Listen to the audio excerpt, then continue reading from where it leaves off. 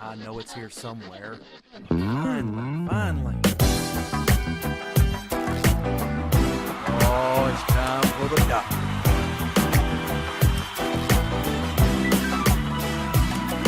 You're listening to Dr. Bill, the computer curmudgeon. Take it away, doctor. Well, it's that time again, and the doctor is in. It's time once again for Dr. Bill, the computer curmudgeon. And we have a show for you today. Today of all days. Today is World Backup Day. So it's a very good day to have a Dr. Bill show on. You know, I am all about doing backups. Not me personally, although I do backups personally, but telling you that you need to do backups. That's what World Backup Day is all about, is to encourage people to back up their data. You don't want to be the guy who says, oh no, I didn't do a backup. What am I going to do? Dude, your data is gone. Just get over it. And if you don't want to be that guy and you don't want to just get over it, do a backup. Do a local backup, do an off-site or in the cloud backup, and store it somewhere secure, okay? That's the only way you're going to have all your stuff. And if you have stuff that you don't want to lose, like photographs, videos, various records, financial records, things of that nature, do a backup. I'm telling you. It's the only thing that's going to save you from much weeping and gnashing of teeth. Okay? All right, we are proud members of the Tech Podcast Network, techpodcast.com. If it's tech, it's right here on Dr. Bill, the Computer Curmudgeon. We're also proud members of the International Association of Internet Broadcasters. Yes. So, the blog. The blog, of course, is the blog that we always mention, which is drbill.tv, drbill.tv, as it says there on the screen. Now, go to that blog because there is a very special link you need to click. Okay? There's some links you don't want to click. This is a link you do want to click. All right? And that is a special offer from our friends at Cloudberry Labs. They contacted me and said, hey, Dr. Bill, do you want to offer your listeners a really good deal? And I said, hey, I'm always about really good deals. All right? So I put it on the blog. It's the very first post after the last show. The last show was number 434. This is 435. Therefore, the very next one, which was posted March the 28th, a couple days ago, to give you the maximum opportunity, because this is a very narrow window of opportunity. Okay? What we have here is an offer for 50% half off the Cloudberry Labs cross-platform cloud backup. That's hard to say. Let's just call it Cloudberry Lab Backup. That's easier. But it's all of their platforms. So in other words, Windows, Mac OS, and Linux. You can choose either one of those platforms, and you can get 50% off by clicking on the link that will take you to the special site. Now, here's the thing. This special offer is only available until April 2nd. So that's coming up really quick. Some of you are not even watching this show until April 2nd or later. If it's later, sorry.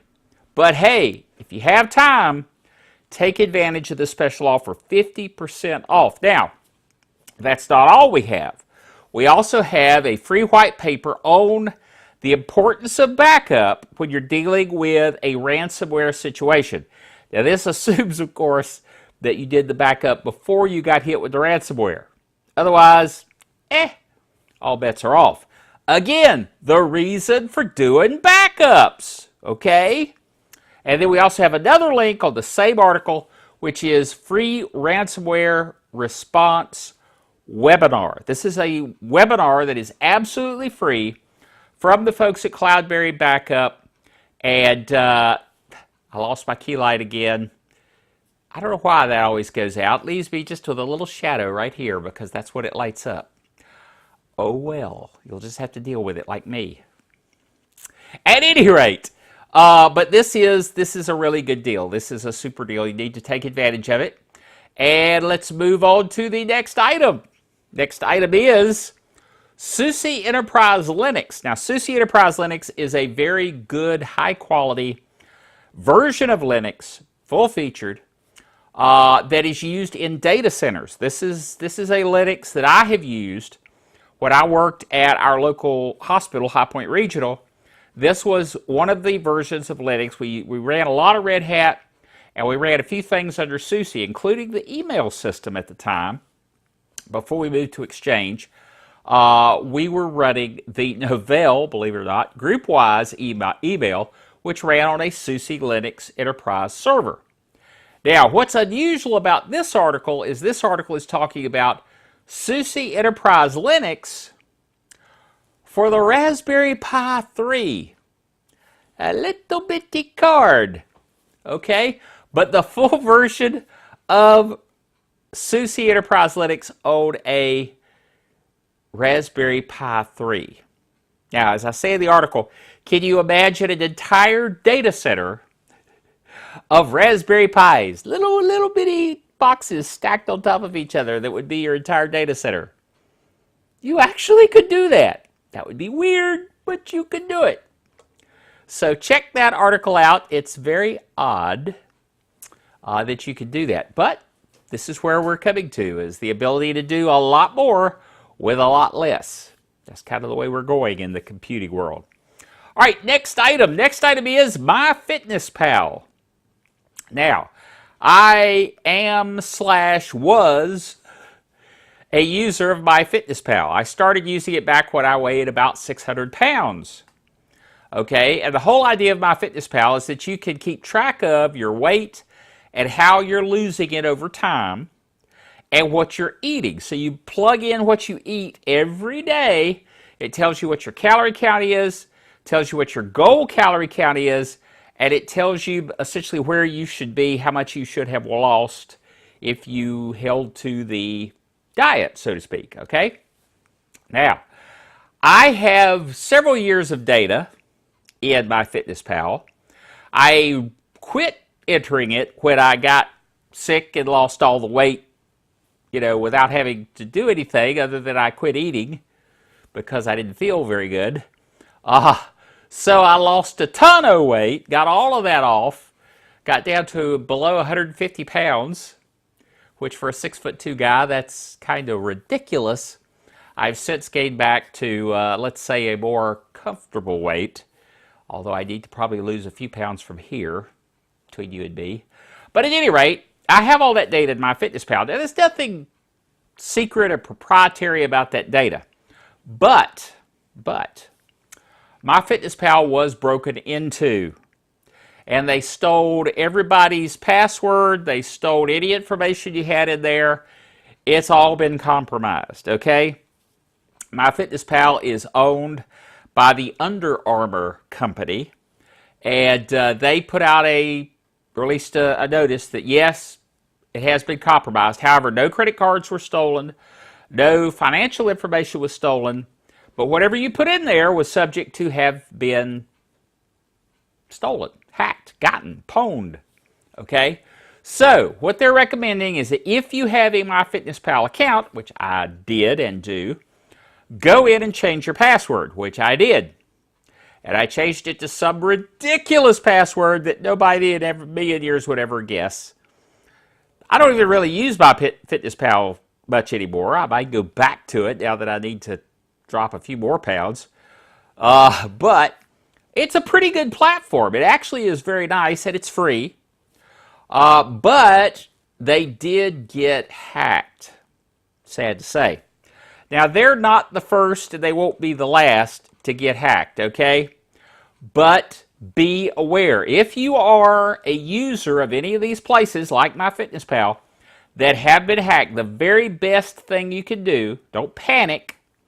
Like Hitchhiker says, don't panic, but go and change your password ASAP, okay?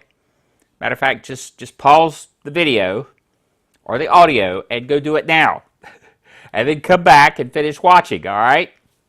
Sounds good. All right, whoa! Yes, Fred, you haven't said anything, but you certainly let me know that it was time for Geek Software of the Week. He loves to press that drum roll button. His finger hovers over it to press the drum roll button.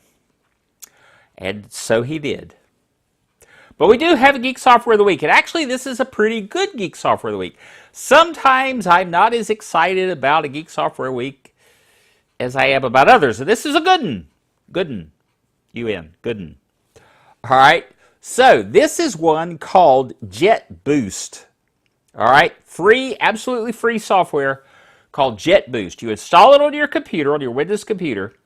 It will go out and stop and or pause all the programs that you may have running on your program in the background if you are going to do something on your computer that requires maximum power, more power. You know, it's like calling down to Scotty, giving me more power. I cannot give you more power, Captain. Well, he could if he had JetBoost, at least as far as a PC is concerned, because it will turn off all the stuff that's superfluous at the moment. All right, then you can turn it back on after you get through with it. Now, the idea is if you want to, like, let's say you want to render a video, okay, which requires a lot of CPU, a lot of memory. You run JetBoost, and then you render your video. It should perform better.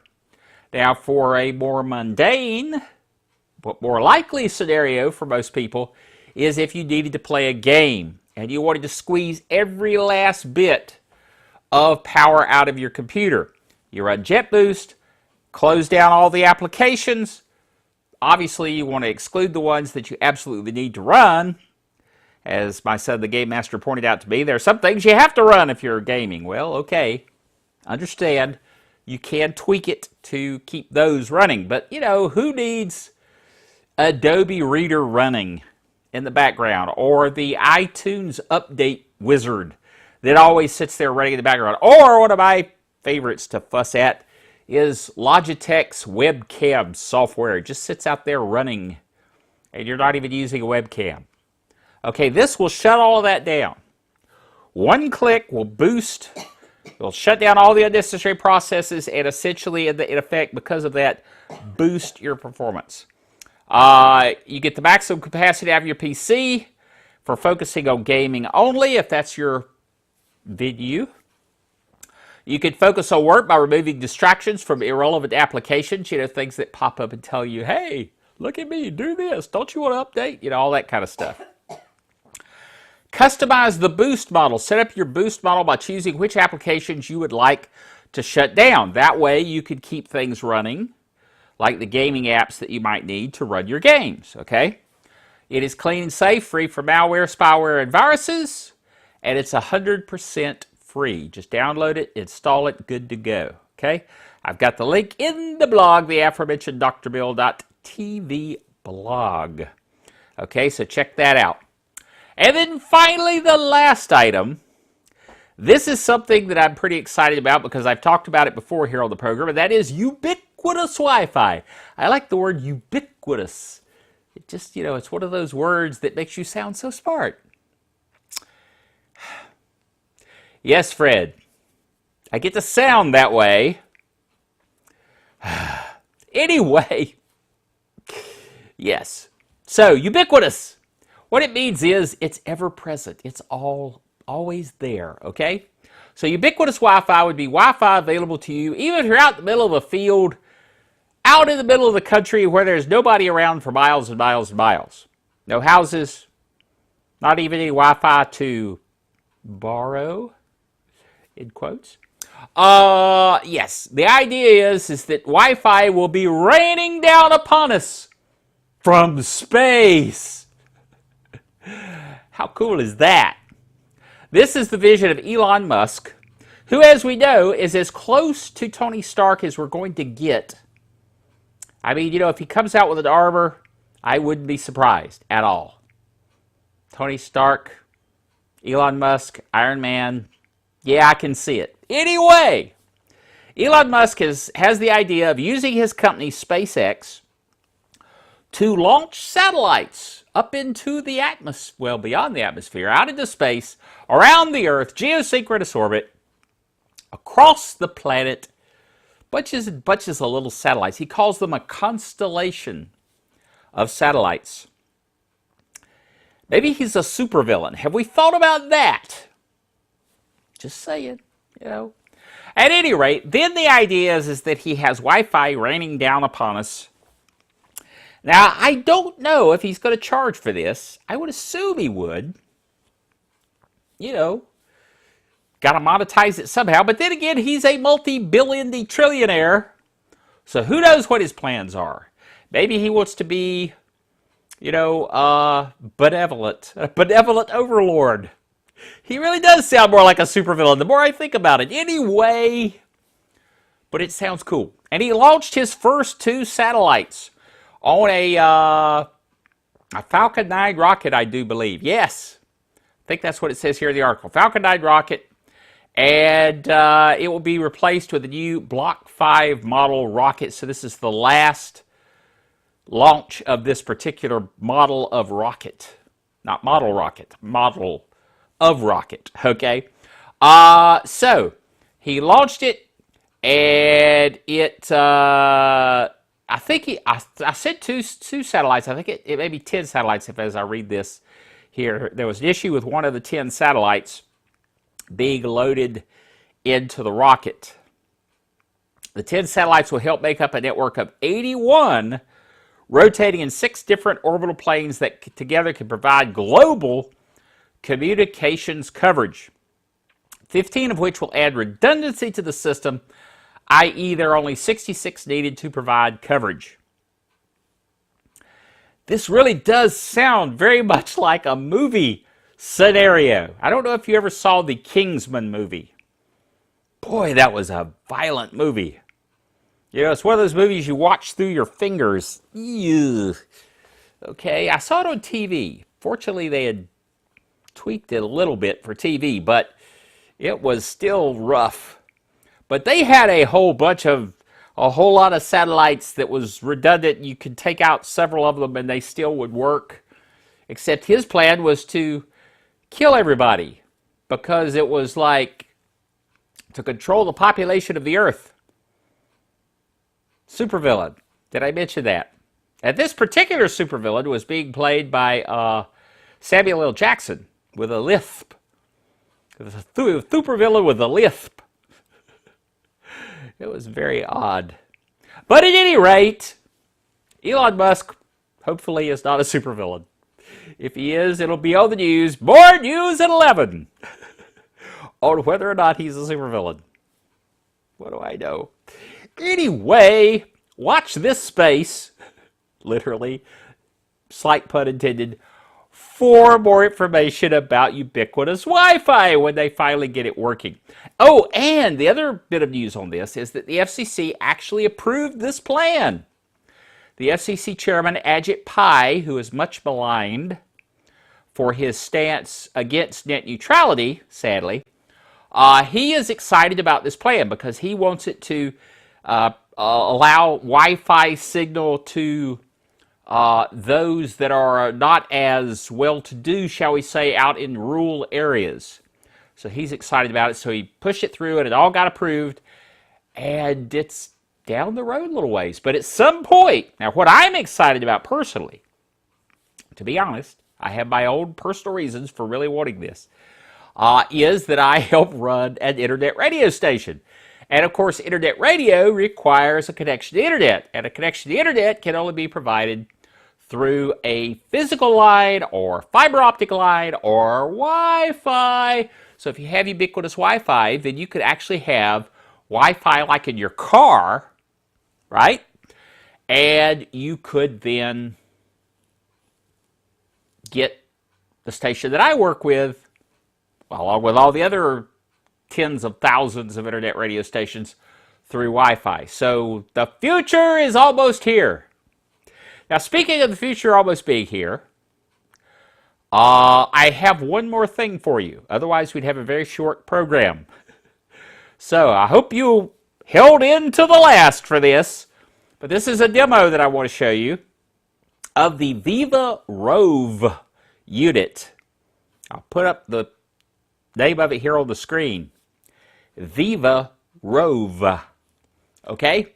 And what that is it allows you to put Alexa in your car. So, pretty cool unit, works very well. It has extremely sensitive microphones that reject road noise and so forth super well, and it gives you the functions of good old Alexa in your car. I said the actual word a while ago, and the unit over next to me went bong. So, you can't say that word unless you really intend to use it. But at any rate, here's the demo of the Viva Rove. Alexa, stop.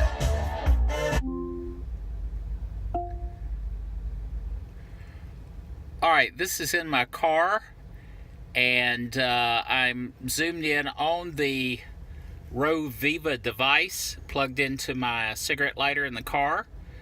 The two cables coming out of it are charging cables for phones, so there's no other cables connected. It's entirely over Bluetooth. Alexa, what time is it? The time is 2:03 p.m. Alexa, what's the weather today? In High Point, it's 69 degrees Fahrenheit with mostly cloudy skies. Today's forecast calls for more of the same, with a high of 73 degrees and a low of 37 degrees. The device is connected in to my radio. The radio is set up for Bluetooth connectivity to the Rove Viva device. Okay, so see, it works pretty well. Now I got to play with it a little bit, and you may notice that on the screen of the radio it said computer bra. There's no such thing as a computer bra. Okay, that is Computer Brains, which is the name of a song by a group called Petra. All right, but it truncates the phrase, so it says computer bra. So it looked really weird on the screen to have computer bra on the screen. Rest assured that as far as I know, there is no such animal. All right. But that was the demo of the Viva Rove, and it was on sale, still on sale, I think, for a few more days at Amazon.com. It's normally like $75. It's on sale for $49. So I kind of took the jump and got it. And I really like it a lot. And as you saw, there are two ports where you can come out of that for your charging of your phones and devices in your car. And they're actually, charging ports. In other words, they're higher voltage than a lot of things, so they charge them more quickly than some things, and yet safely. So very impressive technology. Do I have my... No, I don't. I don't have my phone handy, or I would show you the app. It's nothing much to see. Once you turn it on, it's just a screen. So it's not that exciting. But you install the app on your phone. Stepping through the process to set it up was really easy.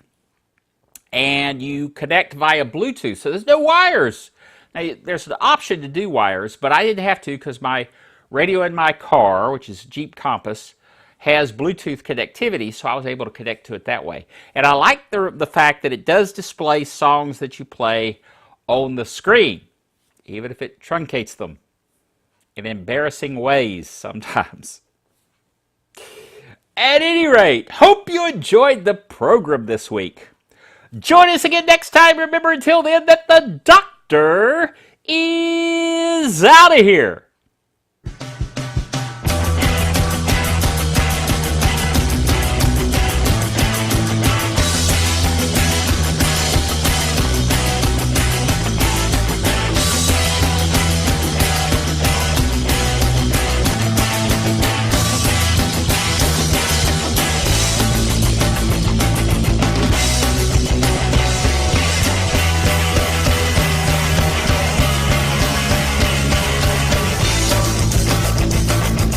Dr. Bill, the Computer Curmudgeon, is a production of DrBillDaily.net with all the honors, rights, and privileges thereunto appertaining.